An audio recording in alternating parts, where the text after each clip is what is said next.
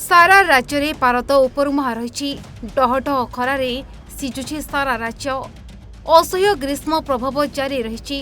आज अति भीषण ताती बढ़िबा नि पाणीपाग विभाग पक्षरु विभिन्न जिला को रेड अलर्ट जारी करा जायछि। आउ एभली स्थिति रे बेढ़ी उपरे कोरोना माड़ भली दाउ साजुछि अघोषित विद्युत काट। असंभाळ ग्रीष्म प्रभाव रे छटपट हेउछन्ते लोके, किंतु एहारे भितरे घन घन हेउछि विद्युत काट। आकाश उपरु सते जेमिति खसुछि निया छुल। 40 तळकु खसिबार ना धरुनी पारदर ग्राफ। आउ एभली स्थिति रे बारंबार विद्युत काट हेबा जोगु लोक माने नाही नथिबा असुविधार सम्मुखीन हेउछन्ति। मुंडरू गोड़ पर्यंत गमगम झाड़ बही जाउछि। पिलाटू बुढ़ा समस्ते एथिरे बेहाल होई पड़िलेनी। सहजे ग्रीष्म ताती को सही हेउ नथवा बेले सेपटे अघोषित विद्युत काट लोक मानकर मुंड व्यथार कारण साजिछि। मणिपुर बड़ समस्या वर्तमान समय कहले विद्युत काट। ये विषय रे आमे बहुत दिन हला तांकर चीफ ऑपरेटिंग ऑफिसर भुवनेश्वर को मेल करिचु, विभिन्न प्रकार दाबी पत्र देइचु, तथापि सजाड़ी हे परनी।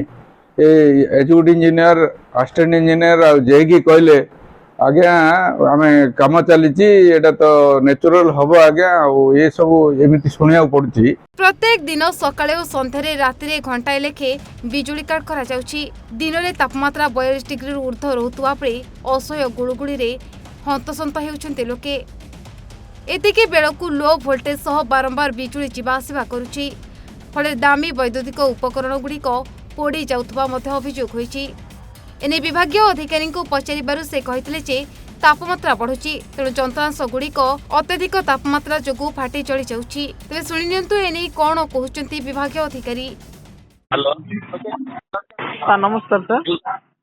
हाँ हाँ सुरेंद्र महांती कहते सर, ओडिशा भास्कर रिपोर्टर गुणपुर। कहतु सर गुणपुर जो बिजुली कट बारंबार होची, यार कारण कौन सर? बिजुली काट ना भाई, एटा एक्चुअली जो वर्षा पानी हेले इक्विपमेंट प्रॉब्लम फॉल्ट आसिले का ट्रिप होची।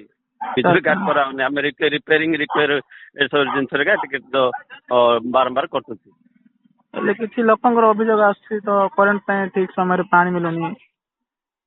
हां बुझले कोन करबा, खरा वर्षा दिन ता सिस्टम रे एटा प्रॉब्लम आसियो का किता कोन हम जति पार पर्यंत पारो चेष्टा करछु आ को रिड्यूस करिकि करिया पे कोन करिया। सब दिन रही ना सर, ना को कौन चेंज हो पार? शुणु एटा अनप्रेडिक्टेड आउ माने सिस्टम रे फॉल्ट आसिले का हमरो जहा ट्रिपिंग होची, बुझ पाले ना। आउ जहा हमें रिपेयर करिया पे हम अनाउंस करी घंटे 2 घंटा जो नउचु करूचु, बट ए जति ट्रिपिंग होची सिस्टम रे प्रॉब्लम आसेटा। आ सिस्टम प्रॉब्लम टाकू केमति मु जानि परिबे ना, आपण जानि परिबे ना, कि जानि परिबो। हाँ क्या रायगढ़ जिला गुणपुर सहर और ग्रामांचल रे प्रत्येक दिन एभली समस्या देखा मिलुछि, जहा फल लोक मैंने टिके ठंडा पवन पई डहळ विकल हेउछन्ति।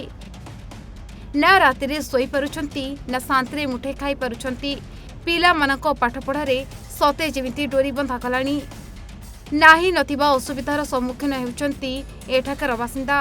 सते जेमिति अभिशप्त जीवन बिताउछन्ति। राति हेला माने रास्ता उपरकू चली आसुछन्ति गांटा जाकर लोक। किना असह्य गुळुगुळी तातीरे देह जली पड़ी जाउथवा बेले घर भितरे बिजुली नथिबा समय केमिति बा रहिबे परिवार लोके। सेपटे एहा मध्ये कहा जाउछि जे अत्यधिक तापमात्रा और प्राकृतिक दुर्विपाक जोगु केबल पोड़ी जाउछि, शंख भी फाटी जाउछि। तेणु एथिपई चेष्टा जारी रहिछि, खूब शीघ्र समस्यार समाधान कराजिबो बोली प्रतिश्रुति मध्ये दिया जाइछि। गुणपुर तापमात्रा जो परिमाण रे बढ़ी चलीछि, अघोषित विद्युत काट गोटे समस्या समस्त को हैरान हरकत कलानी। राति 12टारे मध्य अघोषित विद्युत काट होची, जा परिमाण रे लोक सोइबा पाई मध्य सुविधा पाई पाउनाहांती। वर्तमान कॉलेज पिलांकर परीक्षा भी चलीछि। विद्युत काट बारंबार हवा द्वारा सेमानक पढ़ारे मध्य व्याघात घटुची। रायगढ़ जिला गुणपुर सुरेंद्र महांती रिपोर्ट, ओडिशा भास्कर।